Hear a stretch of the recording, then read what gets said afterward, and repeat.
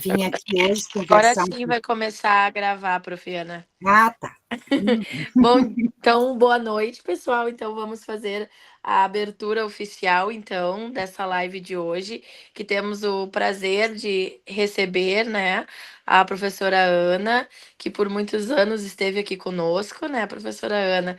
Então, fazer uma breve apresentação desse currículo gigante da Profiana, dessa experiência, né, que ela tem dentro da formação de professores no ensino superior. Então, a professora Ana Brunet é formada em matemática, né, com mestrado na área da matemática também, hã, pela Universidade Federal do Rio Grande do Sul. Só um minutinho para mim aceitar aqui.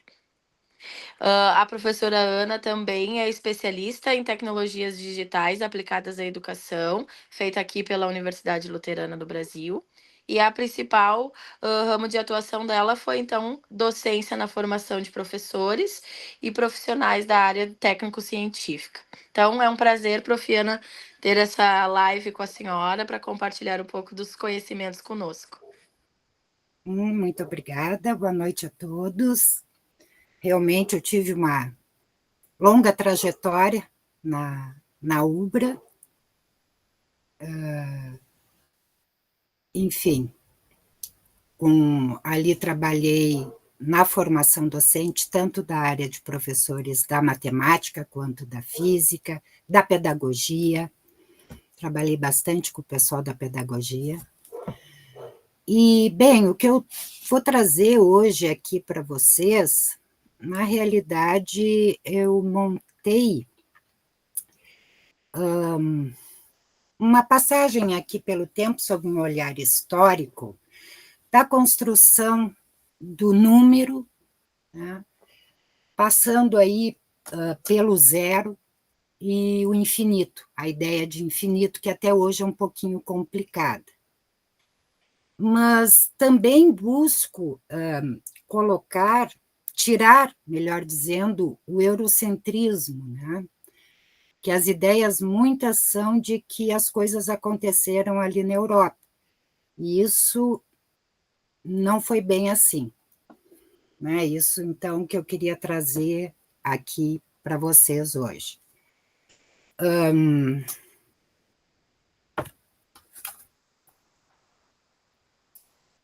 Bem, aqui, gente, nós temos, no sul da África, aqui, ó, tem a caverna de Blombos, tá? Esse aqui é o mapa da África do Sul. Bem nessa pontinha sul aqui, a gente tem essa caverna onde foi achado um ocre e também desenhado e também com ranhuras. Esse ocre, ele tem mais ou menos uns 70 mil anos. Ele foi achado por aqui, ó. Tá? Isso aqui que a gente tem aqui é uma estratigrafia do solo daqui. Bom, esse mais clarinho aqui, que tem M1, M2, M2, M3, isso aqui é da Idade da Pedra, tá? Ó, data de 73 mil anos, 77 mil anos, 80 mil anos. E aqui tem o que chamam de hiatos, ou seja, houve uma entrada de areia ali que selou essa parte da Idade da Pedra aqui. Então, aqui nessa caverna, a gente consegue muitas informações sobre essa época, porque ficou selado. Depois desse atos aqui, só tem indício de ocupação nos últimos 2.000 anos. Então, esse tipo de nicho, né, sítio, ele é muito encontrado não só aqui no sul da África, mas em outros locais da África. O que ele tem de tão interessante, né? Se nós olharmos esse ocre aqui, né, a gente vai ter algumas conjecturas, sendo que, lembrando que a datação é de 70 a 80 mil anos atrás. Então, dentro dessa caverna, os cientistas encontraram outras evidências do Homo sapiens datadas até de 100 mil anos atrás. As descobertas, então, que esses cientistas fizeram até agora incluem conchas perfuradas, que os arqueólogos acreditam ter sido usadas como contas, ferramentas e pontas de lança, que é, né, o pessoal mapeia por onde os sapiens e seus ancestrais andaram, principalmente por essas, onde encontram essas pontas de lança. Pedaços de osso e ocre com faces arranhadas, né? Que esse ocre aqui, famoso da caverna de Blombos. E um grupo de artefatos que parece indicar a produção de uma forma líquida de pigmento ocre. Esse aqui é química, né, gente? Para fazer tinta, a gente precisa de óleo, precisa aquecer, e eles tinham isso nessa caverna há 100 mil anos. O K quer dizer mil aqui, tá? Anos atrás da era presente. Bem, outras peças de ocre gravado recuperados datam de 70 a 100 mil anos. Isso tudo lá na ponta sul da África. E em outros sítios também, tá? Bom, para a gente, então, investigar, né, como é que a gente vai dizer que é uma atividade matemática? Qual é o critério que a gente utiliza para dizer que se existe um pensamento matemático? Tá? Aqui eu vou utilizar, então, o Manuel Campos de Almeida, que em 2005 ele conceitua a matemática como a ciência que emprega entes ou objetos, tais como reta, curvas, figuras e sólidos geométricos e números. Então, a gente tem a geometria e a álgebra aí. E, bom, então tem os entes, tem os conceitos que exprimem a relação entre esses objetos, tais como distância, paralelismo, simetria, periodicidade, frações, raízes, e processos racionais, tais como contagem, cálculo, construção, indução, dedução. Tá? Então, a gente tem que ter os entes, ou objetos, a gente tem que ter o conceito e a gente tem que ter os processos racionais para estar falando numa atividade matemática. Bom, em paralelo com isso, né, então, por que lançar um olhar histórico, né, sobre a matemática? A gente tem um paralelo aqui, né, claro que é uma metáfora, do desenvolvimento cognitivo individual, pensado por Piaget, e a evolução da espécie humana. Né? Então, a gente tem aqui um processo, né? O ser humano apresenta o desenvolvimento da capacidade de pensar e resolver problemas de forma individual através de estágios. E, no caso do ser humano, aqui da evolução da humanidade, a gente observa o desenvolvimento das capacidades intelectuais da espécie ao longo do tempo, como o desenvolvimento da linguagem e do raciocínio abstrato. Então, aqui depois a gente tem uma comparação entre o bebê, que aprende sobre o mundo através dos sentidos e ações, não há representação mental permanente do objeto. E aí a gente compara isso com as primeiras formas de inteligência focadas na interação direta com o ambiente e na sobrevivência imediata, né, que é o início ali da humanidade. Depois, né, evoluindo, a criança usa símbolos, linguagem, pensa de forma egocêntrica. Né? Desenvolvimento, então, na evolução da humanidade, da linguagem, das primeiras ferramentas e da capacidade de criar narrativas e símbolos, arte rupestre, por exemplo. Depois, avançando, a criança, tem um raciocínio lógico sobre situações concretas. e a noção de conservação é adquirida. Aqui do lado do desenvolvimento da humanidade, a gente tem um desenvolvimento de ferramentas e tecnologias mais complexas, organização social e sistemas de pensamento mais estruturados, mas ainda dependentes do concreto. Essa dependência do concreto, na realidade, ela chega até os anos finais do ensino fundamental em muitas atividades, quer dizer, ali é bom a gente começar por algo mais concreto, para depois auxiliar, então, na abstração. E depois, no estágio 4, que Piaget coloca como adolescentes e adultos, desenvolve o pensamento abstrato, lógico e hipotético. Né? E aqui no desenvolvimento, né, na evolução da humanidade, a gente tem, então, o desenvolvimento da ciência, da filosofia, da matemática abstrata e da capacidade de imaginar o futuro e criar sistemas complexos. Né? Então, conhecer a evolução da humanidade auxilia a trabalhar melhor na docência, né? Que a gente tem que lembrar que esses estágios têm que ser cumpridos. Bom, as primeiras manifestações, então, essa é a primeira, esse ocre com faces arranhadas, ele é considerado atualmente a primeira manifestação matemática de fato. Tá?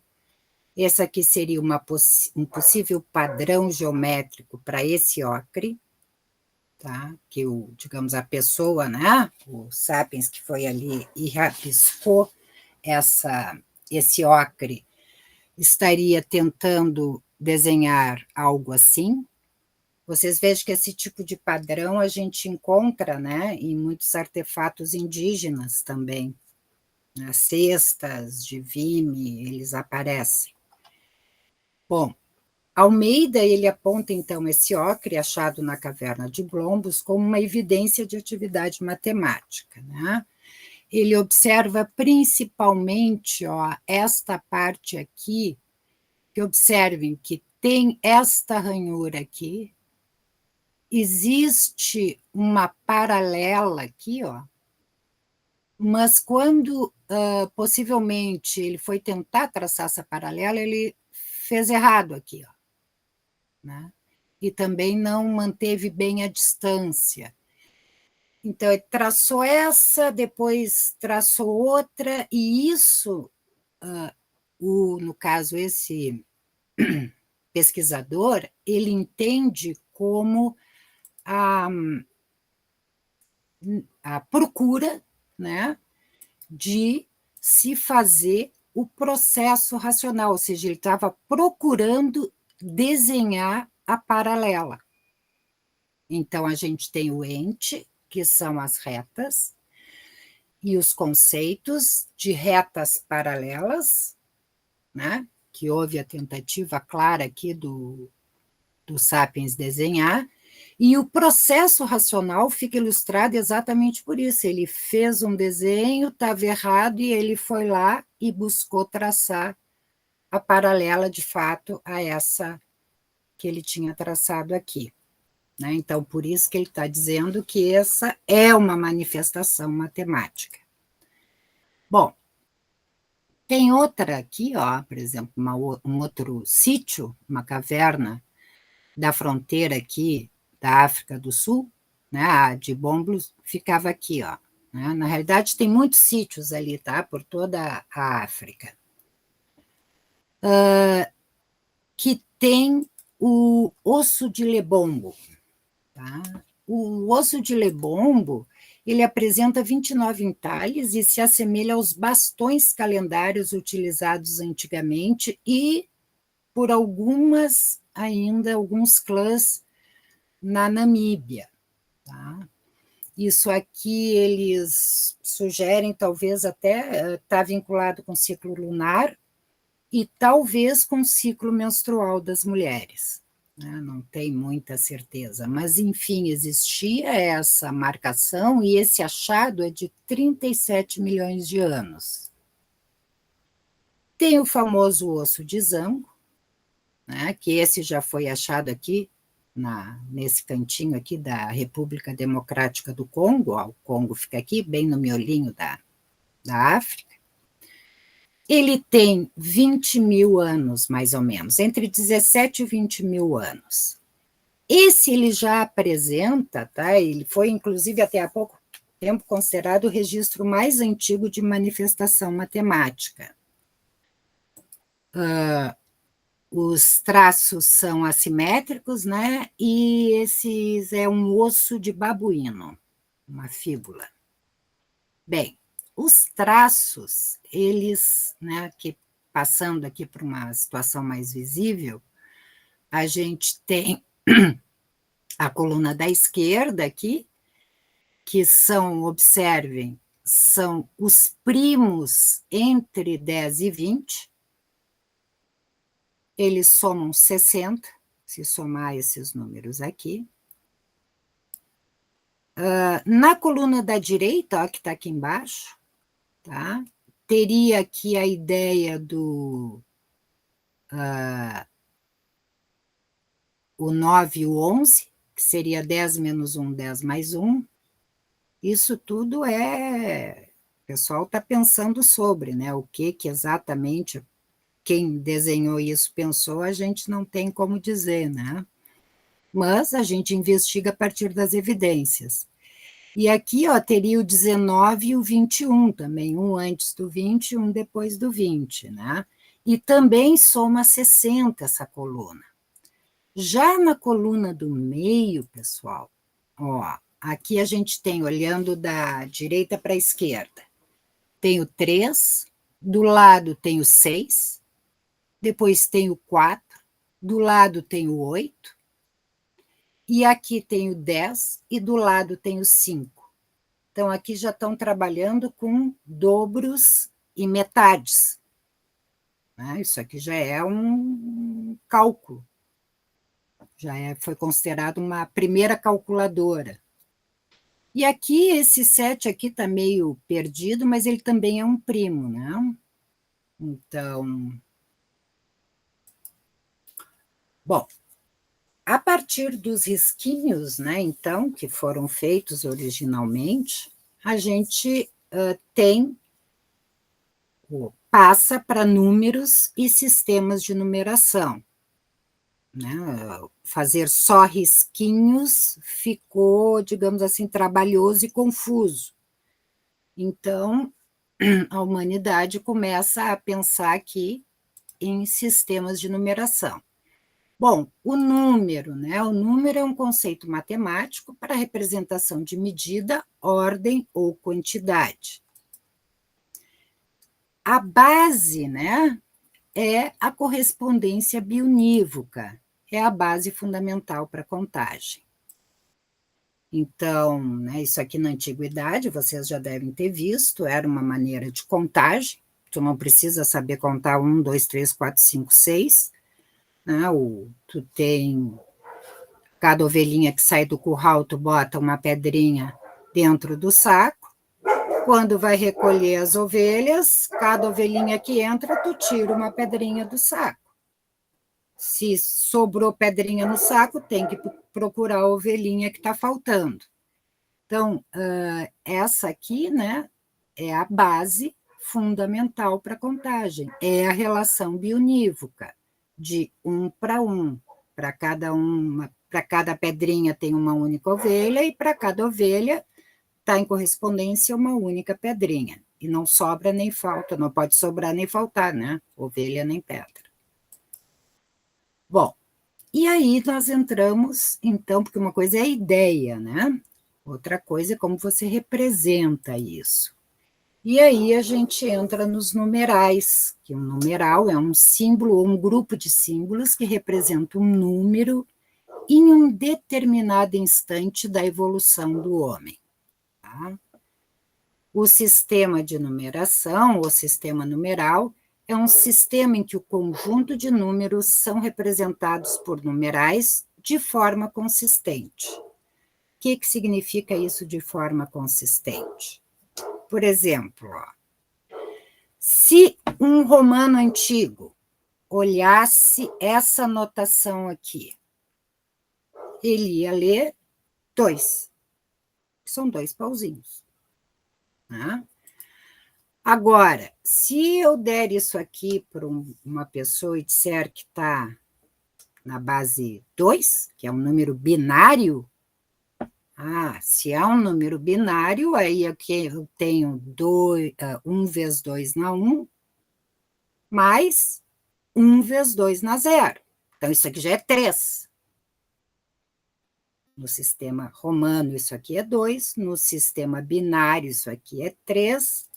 E no sistema decimal, o atual, né, usar o indo-romano, aí a gente lê 11. Então, por isso, né, que ele representa um número em um determinado instante da evolução do homem.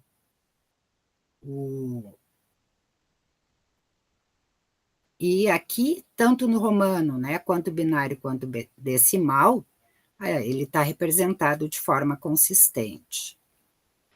Bom, dentro dos sistemas de numeração, a gente tem os que são posicionais e os não posicionais. Né? O não posicional, o valor de um símbolo é fixo e não muda de acordo com a posição do número. Né?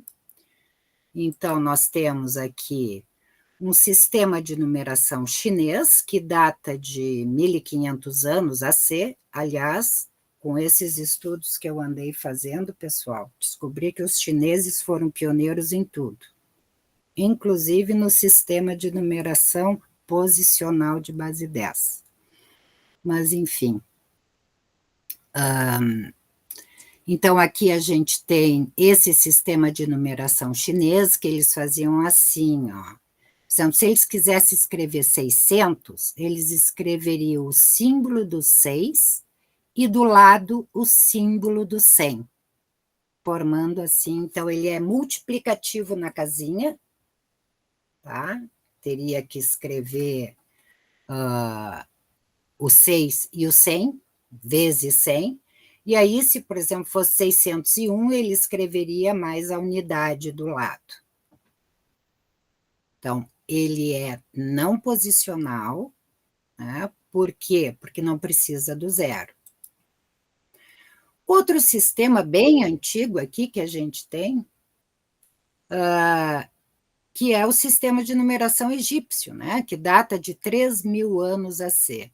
Os egípcios aqui, eles compunham de forma aditiva, eles repetiam os símbolos, né? Então, antes de até chegar, o 9 seriam 9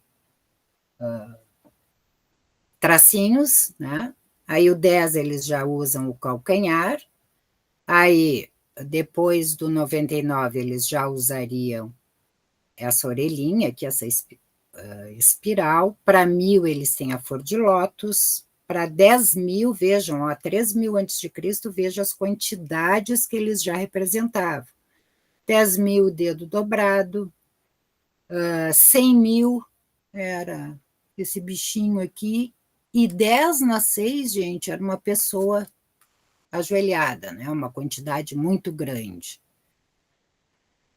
E também esse conhecido nosso, que é de 700 AC, que é o sistema de numeração romano que a gente utiliza até hoje, que vocês devem ter um bom conhecimento a respeito, né? Cada vez aqui que a gente tem que aumentar a ordem, no caso, a partir de 1000, a gente bota traços aqui em cima. Bom, o sistema posicional.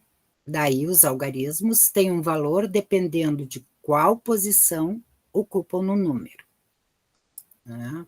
Então, a gente tem aqui o mais antigo, que é o sistema de numeração dos sumérios e babilônicos, os babilônicos que desenvolveram melhor, né? Eles, mas provavelmente pegaram a base aqui dos sumérios. E aqui, gente, eles trabalhavam com 2 símbolos, né? Que é o cravo e esse outro símbolo aqui. Então, vocês observem que tem símbolos até 59 aqui, E quando chega no 60, observe, que é o mesmo da unidade. Tá? Então, isso foi um problema que durante muito tempo, esse sistema foi inventado em mais ou menos 2000 a.C., veja a antiguidade que é, e é um sistema posicional, mas ele trouxe bastantes dificuldades aqui, porque por ser um problema, um sistema posicional, muitas vezes o número que deveria ser registrado ficava confuso, né? E esse aqui, que é superior a 475 AC, é um sistema de numeração chinês de varas. Esse sistema foi abandonado pelos chineses, tá? Mas observem que eles tinham para números positivos e para números negativos. Os chineses, em 475 AC, já trabalhavam com números negativos, coisa que foi admitida aqui pela Europa, pelos matemáticos mais recentes.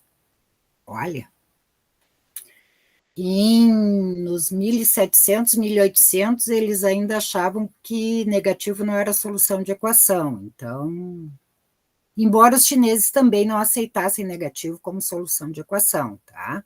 Mas eles já trabalhavam com esses números. Aqui, para não ficar difícil, gente, a leitura, eles usavam intercalado. Então, nas unidades, se eles escrevessem na vertical, a próxima casa, eles escreviam na horizontal para assim diferenciar as casas decimais. Então, a unidade, a centena seriam escritas na vertical e as dezenas e milhares seriam na horizontal, tá? E aí fica bem descrito o número. Também a partir desse sistema aqui, ó, eles têm a ideia do zero. Por quê? É a casa vazia. Eles muitas vezes escreviam em grade, e aí tinha a grade, o pedaço da grade que ficava vazia. Então, é a primeira ideia de zero aqui, vem do sistema de numeração chinês. E, claro, a gente não pode deixar de falar no sistema de numeração maia, né, de base 20, provavelmente porque eles utilizavam os dedos das mãos e dos pés. E esse sistema, ele sempre teve presente o zero, que é essa concha aqui, né? Ele usa 3 sinais, que é o do zero, o ponto e o traço, que vale 5. As casinhas sobem, né? Eles escreviam de baixo para cima, e a cada nível, né? Então é uma potência de 20. Os babilônicos escreviam da esquerda para a direita, e os chineses de cima para baixo. A base 60 aqui, que a gente utiliza em várias coisas hoje em dia, né?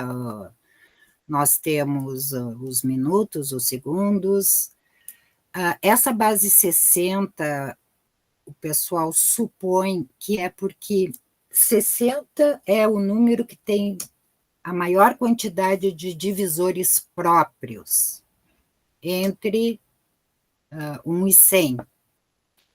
Então, essa base aqui, realmente, né, o 60, ele apresenta muitos divisores, e isso facilita trocas, porque daí não precisa trabalhar com fração, né?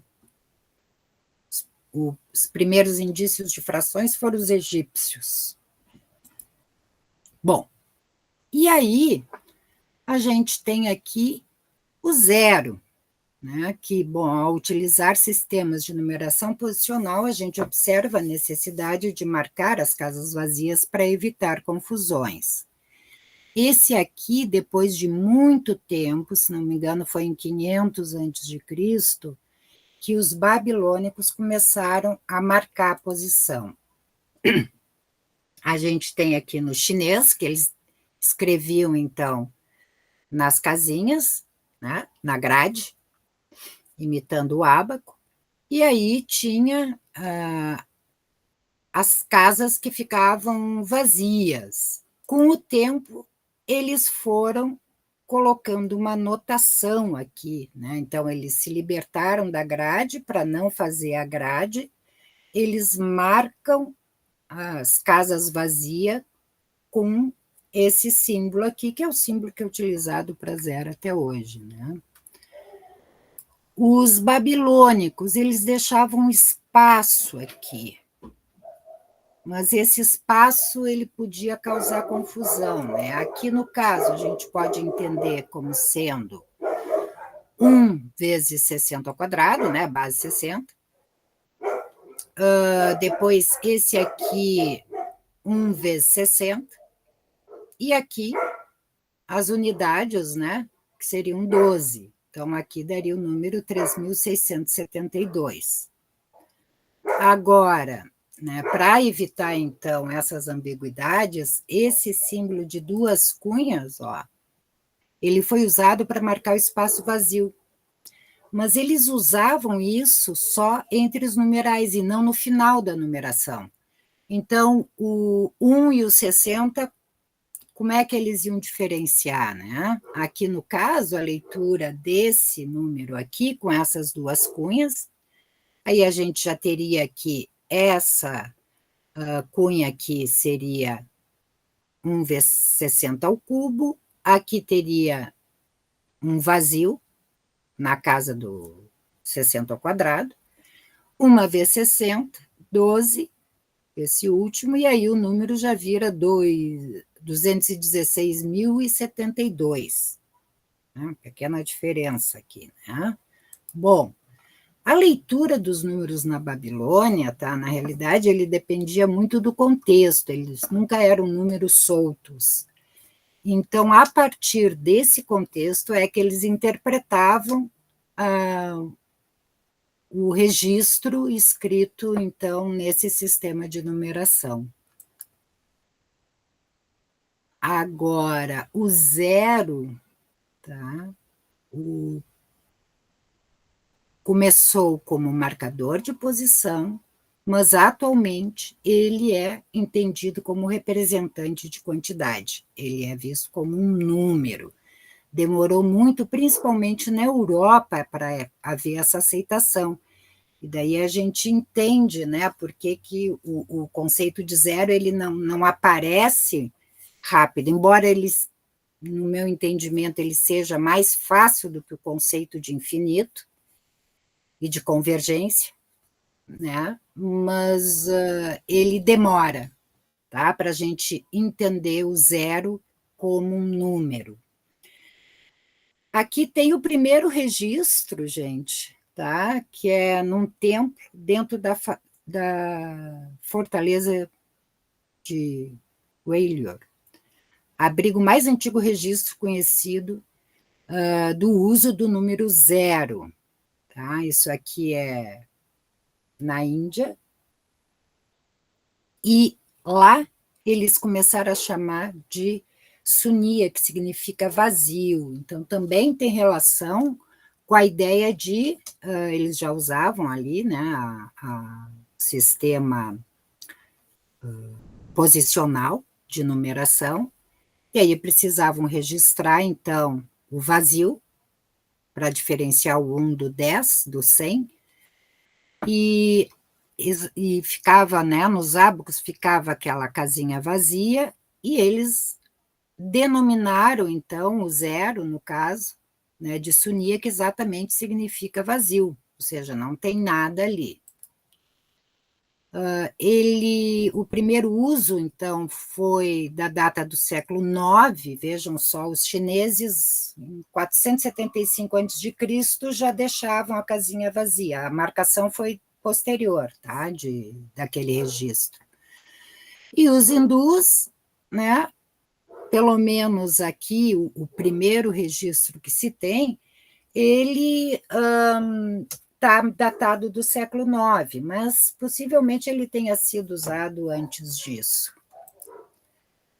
E foram, então, os indianos que o transformaram em número, de fato, né, que é um salto conceitual que revolucionou a matemática, entender, né, a ausência de quantidade como uma quantidade, que é uma coisa meio filosófica, né? Tanto a religião budista quanto a hindu adotam o conceito de nada como parte dos seus ensinamentos. O zero é o nada que existe. Bom, aqui a gente tem uma evolução dos algarismos hindus, né? Então, por exemplo, em 300 a.C., até o 3 era com tracinhos, depois aqui teria o 4, 5, 6, o 7, o 8 e o 9. Eles já tinham um representante para cada unidade. E o outro era a casinha vazia. Aí começou a dar problema com a casinha vazia, e aqui, em 500 depois de Cristo, aparece o zero. E já com... E evolui, né, até aqui, então, os árabes, que foram os árabes que difundiram, né, esse sistema posicional que a gente utiliza até hoje. Eles aprenderam com os hindus e espalharam pelo mundo. O árabe na Espanha, já é essa notação. Depois, um italiano, em 1400 DC, já tem essa notação bem mais parecida com a que a gente tem agora, e a atual aqui, que está até digitada, né? Então, essa aqui é a evolução dos símbolos indo-arábicos ao longo do tempo, né? Os indianos reuniram as diferentes características do princípio posicional e da base 10, provavelmente aprendida com os chineses, que eles tinham comércio e trocas, tá?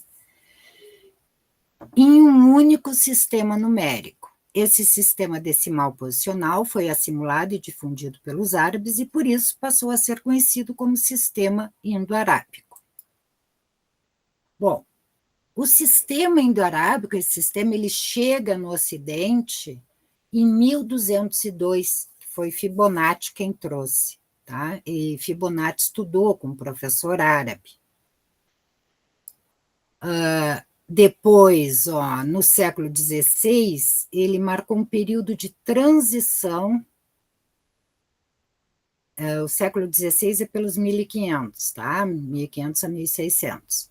Para aceitação e compreensão do zero como quantidade, tá? Difusão do sistema decimal posicional, que incluía como um número essencial, começou a superar a dependência do sistema de numeração romano. Veja, até então, antes de Fibonacci trazer isso para a Europa, o que se tinha de matemática era matemática grega, com régua e compasso, régua, cega e compasso, e dos gregos, grego-romano ali, que tinha um sistema de numeração que não era posicional, né, gente? Então, e ficava muito difícil fazer contas com aqueles números. Então, depois, matemáticos como Blaise Pascal, que viveu no século XVII, usaram o zero em suas teorias, mas ali o pessoal ainda estava brigando, tá? Que lidavam com o infinito e com o infinitesimal, como na geometria projetiva e no cálculo integral. Então, o pessoal já estava trabalhando com cálculo, né, principalmente a questão de medida de áreas, né, as integrais relacionadas à área, que foi a primeira ideia ali do cálculo, começou por ali, com a integral definida, o que hoje nós entendemos por integral definida. Mas eles não tinham ainda bem compreendido o zero. Bom, foi, então, a partir do século XVIII, tá, que a matemática europeia, impulsionada, então, pelo cálculo e pela álgebra, consolidou a compreensão do zero como um número fundamental, com identidade própria e um papel central nas estruturas algébricas. No contexto, né, da teoria dos conjuntos, os números naturais são definidos como classes de equivalências baseadas na relação bionívoca, aquela ideia, né, das ovelhas e das pedras. Poder ser colocado em correspondência bionívoca.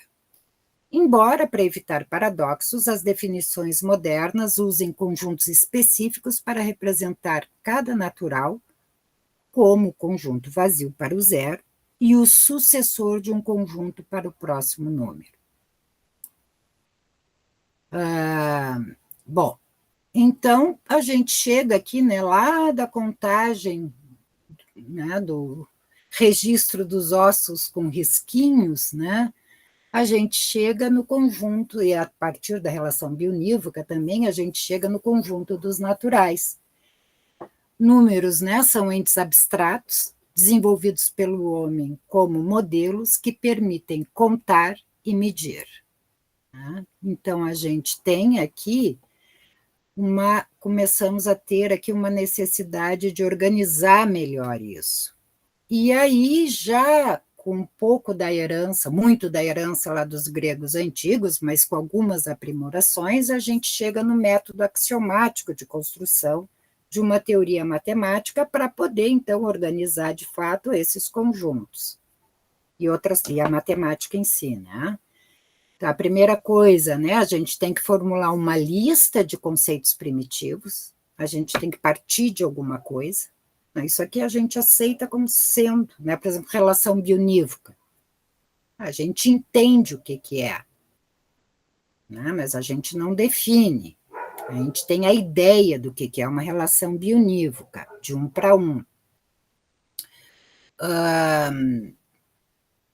Ponto, reta, plano, né, na geometria, são todos objetos que a gente diz que é. Não, ponto é uma coisa sem dimensão, então a gente tem essas ideias, tá? Então são os conceitos primitivos que vão dar a base aí de uma teoria matemática. Depois a gente tem que enunciar os axiomas necessários, né? Os axiomas ou são de existência ou de relação, né? Então, por exemplo, os axiomas de existência, né, na geometria. Existem 3 pontos não colineares no plano, geometria plana, vamos pensar, né?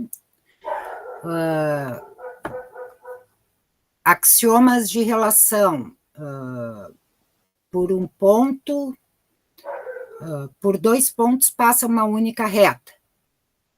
Tá? Então, esse aí a gente tem que enunciar, então, um número mínimo de axiomas, que dentro da teoria... Isso aqui é uma coisa, gente, que dentro da teoria matemática, tá? Às vezes é mal entendido, tá? Um axioma, ele não é verdadeiro nem falso, tá? Não faz sentido atribuir valor lógico para um axioma. O que acontece? Quando você está numa situação onde os axiomas de uma teoria matemática são satisfeitos, então tudo que decorre daqueles axiomas também será válido dentro daquela situação. Ah, mas a minha situação não satisfaz o axioma tal dessa teoria. Bom, então tu não pode usar a teoria para analisar essa situação. Tem que buscar outras formas. Bom, e definir, claro, as demais noções, né? Também tem que demonstrar afirmações e resultados seguintes, que daí a gente tem os teoremas e corolários e toda, então, a teoria, no caso, propriamente dita. Aqui dentro, então, ó, do conjunto dos números naturais, lá na álgebra, né, a gente tem que as noções primitivas são conjunto. Relação bionívoca é noção primitiva em qualquer teoria da matemática, tá? E na análise matemática, a gente tem que as noções primitivas são número natural e função sucessor. Né? Que aqui, gente, o que eu estou buscando? É que tem uma discussão aqui, ou, enfim, a teoria da álgebra usa o zero como natural, e a análise matemática não coloca o zero dentro dos naturais. Tá? A álgebra, então, ela precisa, né, do zero, porque o número natural é definido pela propriedade comum entre conjuntos que estão em relação bionívoca. Né?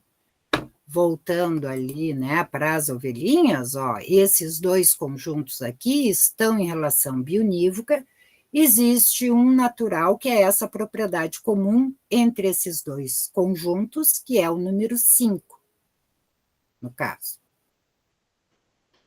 Bom, então, o número natural na teoria da álgebra é definido, descrito a partir dos conceitos primitivos de conjunto e relação bionívoca, tá?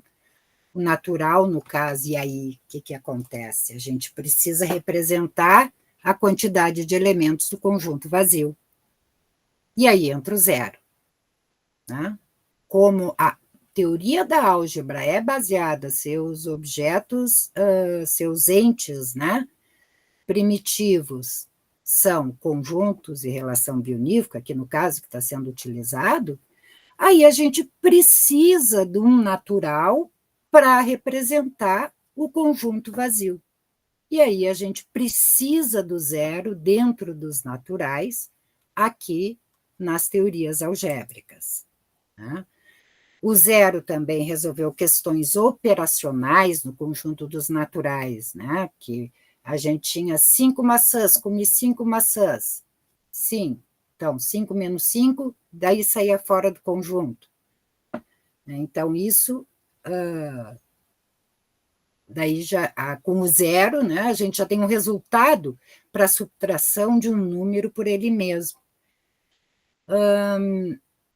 Isso Brahmagupta já tinha teorizado lá no século XI, tá? Mas somente foi aceito na Europa a partir do século XVIII, aqui, né, pelos matemáticos ocidentais, ali, os europeus, no caso. Já na análise matemática, o número natural é uma noção primitiva, e a função sucessor também. E está sujeita à axiomática de Peano, né? Todo número natural tem um único sucessor. Números naturais diferentes têm sucessores diferentes. Peano, tá? O Peano aqui eu não coloquei a data, mas o Peano é ali bem dos 1900, tá? Bem na virada do século ali. É de 1905 essa teoria dele, se não me engano. Então, números naturais diferentes têm sucessores diferentes. Existe um único número natural, chamado 1, e representado por esse símbolo, que não é sucessor de nenhum outro. Vejam, aqui, então, a gente está axiomatizando que os naturais começam no 1. E se a gente tem um conjunto de números naturais, né, um conjunto X, se um pertence a X, e se, além disso, o sucessor de todo elemento de X ainda pertence a X, então o X é o próprio N. E aqui a gente tem o princípio da indução daqui, né? Daqui que tira o princípio de indução. Bom, então, com o zero organizado, né? Vamos ver como é que se chegou à ideia de infinito, que até hoje ainda tem muita discussão, embora, seu ponto de vista matemático esteja muito claro, né, o infinito não é algo que, um objeto, digamos assim, ou uma ideia, melhor dizendo, que pertença aos matemáticos, né? A gente tem a filosofia, a gente tem religiões, o infinito, na realidade, ele emerge de vários campos, né, do saber humano. As grandes quantidades elas eram representadas já em sistemas não posicionais, né? Esse sistema aqui egípcio, né, o maior algarismo aqui, é um 10 na 6, que é um milhão, né? Vejam que há 3.000 antes de Cristo, isso aqui era uma quantidade tão grande que eles chegaram a representar por uma pessoa ajoelhada com os braços estendidos, né? Então era uma coisa muito, não fazia nem muito sentido pensar nisso, mas eles pensaram. Já aqui, ó, no chinês, tá?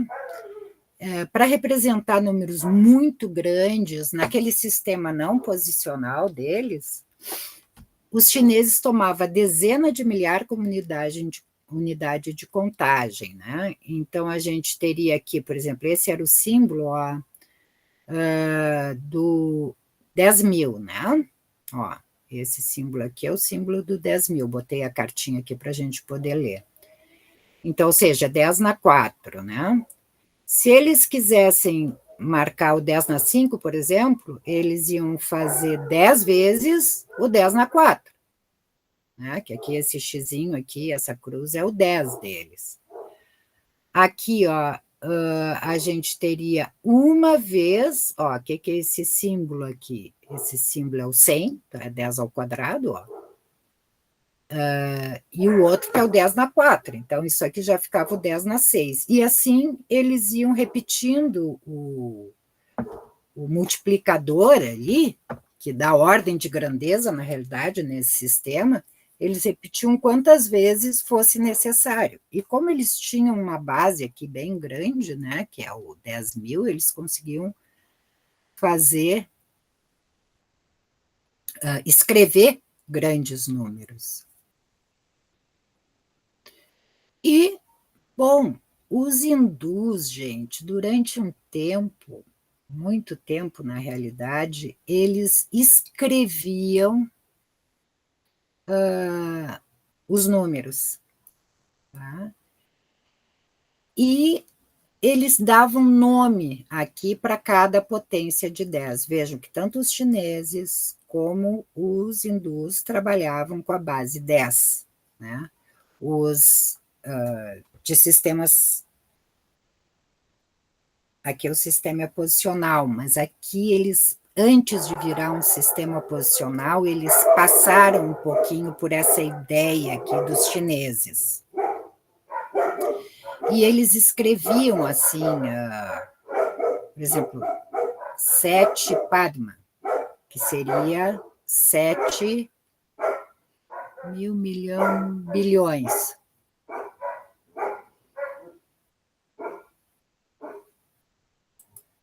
E isso aqui até para a questão das crianças, às vezes a gente vê, né, quando tu pede para ela escrever o número 245, às vezes elas escrevem 200, o 40 e o 5, né, não não levando em consideração a questão posicional, né, na realidade elas estão aditivas ali. Né, porque a ideia do sistema posicional, que ele é multiplicativo ali, tu soma, mas enfim, tu multiplica em cada posição, não é uma coisa simples. Tanto que no início os hindus utilizavam 7 dasa, que seria exatamente isso que essa criança está escrevendo. Então, isso faz parte de uma evolução para chegar realmente a um registro correto do sistema posicional, né? A utilização correta ou melhor, mais eficiente do sistema de numeração, digamos assim. Bom, para que se possa entender como se deu a evolução matemática da ideia de infinito, é necessário fazer antes uma distinção entre as ideias de infinito potencial e infinito atual. O Aristóteles, pessoal da Grécia, eles pensaram em muitas coisas, né? Uma das coisas, tá, que foi na obra Physis, que inclusive daqui que veio, né, o nome da física, da disciplina física, fala do infinito como sendo fruto de um processo crescente e sem final, descartando o infinito como algo pronto e alcançável. Gente, eu vejo muita gente com essa ideia de infinito hoje em dia, tá? Que é a ideia de Aristóteles. Na visão aristotélica, nada é infinito de fato. O infinito é puramente um processo. Agora, exatamente essa ideia, tá? Essa concepção que impediu os gregos de avançar nas suas especulações sobre o infinito. A gente tem aqui, né, trouxe um deles, os paradoxos de Zenão, que exatamente ele foi anterior aqui a Aristóteles. Aristóteles, na realidade, tentava resolver esses paradoxos, só que com essa ideia que ele colocou, ele não conseguiu resolver. Então, a gente tem um dos exemplos, né? Eles têm 4, tá? Na realidade, são os paradoxos de Zenão, vocês encontram facilmente na internet. É o paradoxo da dicotomia. Então, qual é a ideia desse paradoxo aqui, né? E por que é um paradoxo, né? Um corredor pretende cobrir uma certa extensão, vamos dizer nos dias de hoje aqui 100 metros, né? Eles não usavam metros, mas enfim, vamos pensar assim. Antes de chegar ao final, ele terá que passar por um ponto localizado no meio do percurso. Ficamos à metade da extensão total.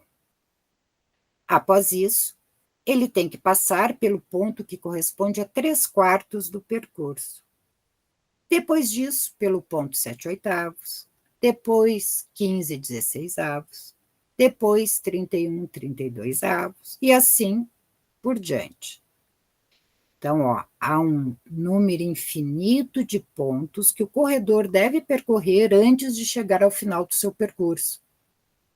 Assim, conclui Zenão, ele nunca chega no final. Então, essa ideia aqui, né, e realmente, para você chegar lá, você vai ter que passar por todos esses pontos. Mas existem infinitos pontos, então não chega. O paradoxo, né, está exatamente em que se chega, né? Então, teoricamente não é possível chegar, mas a gente sabe que chega, então isso é um paradoxo.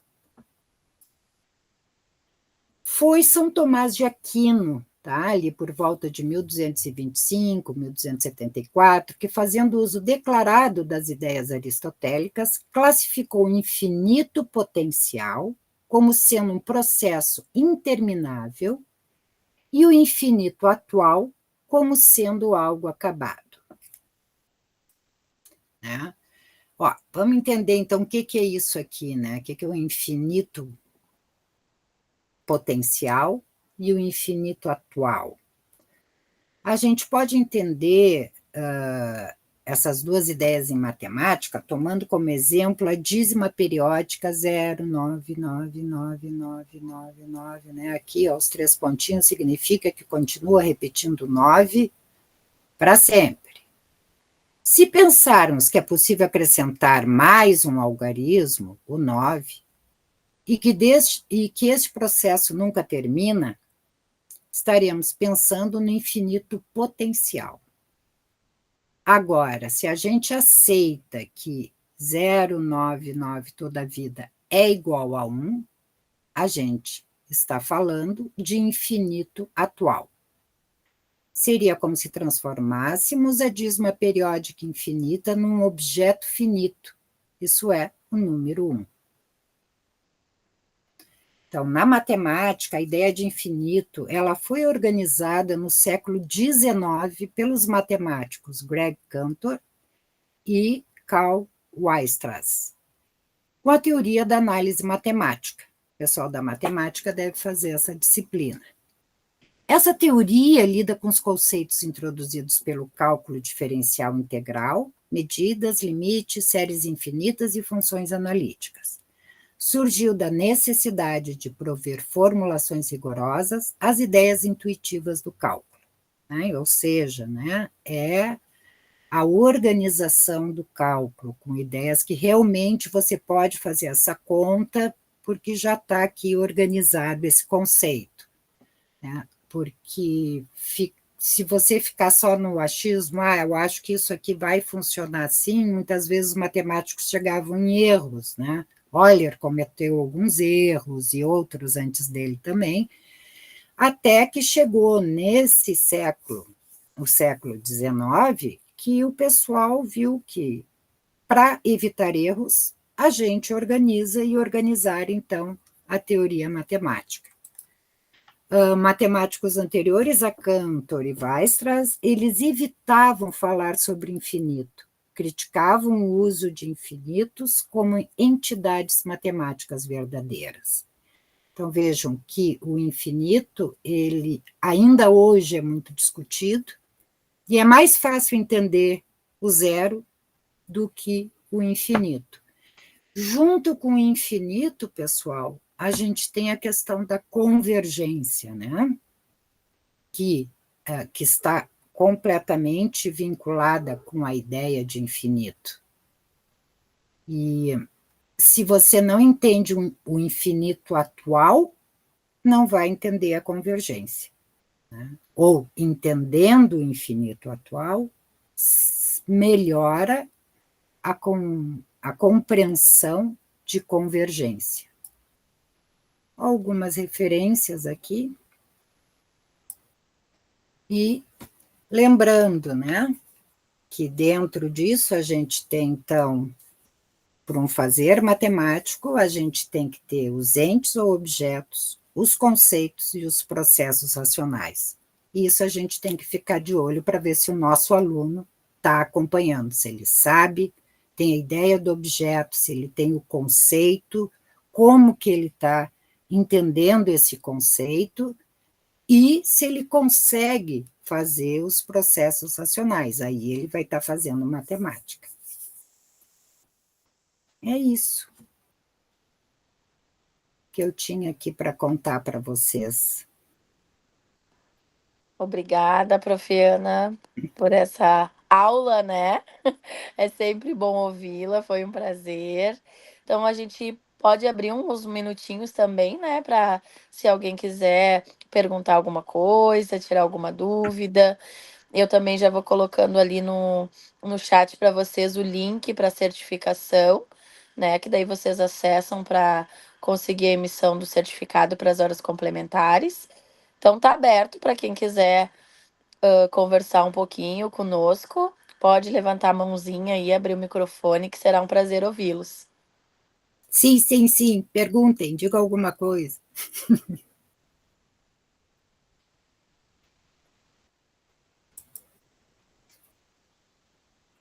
Não sei se deu para entender, gente, se ficou, enfim.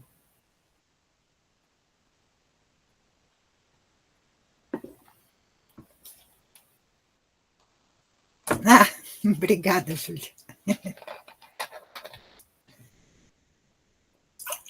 Eu me diverti preparando a palestra. E eu descobri que os chineses são os verdadeiros mentores de tudo, provavelmente.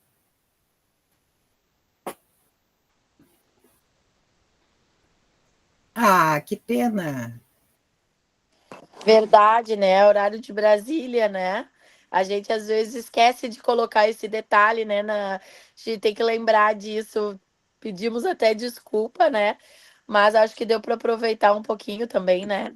Mas vai ficar gravado, não vai, Isso, André? eu já vou até disponibilizar aqui o link para vocês da certificação e em seguida, quando tiver já disponível a gravação, a gente vai disponibilizar ali no link da programação.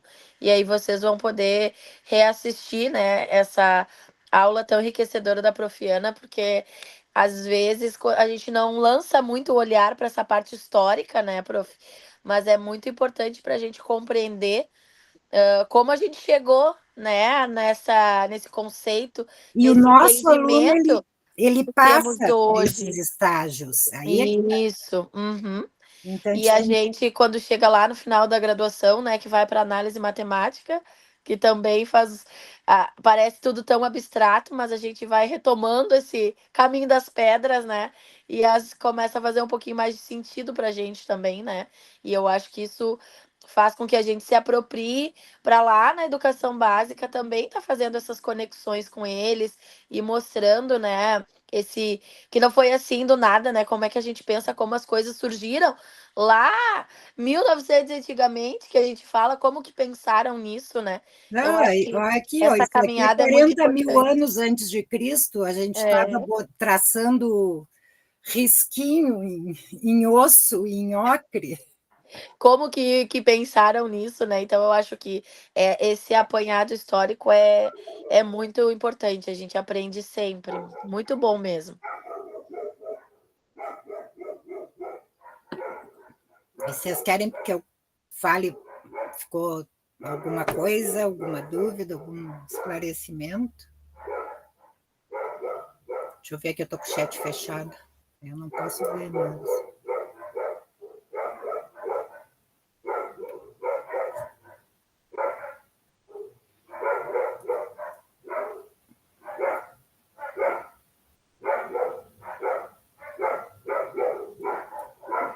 Acho que se não temos mais, né, nenhuma contribuição, nenhuma dúvida, vamos agradecer então a presença da Profiana, a presença de vocês nessa live tão especial e enriquecedora para a nossa formação, né?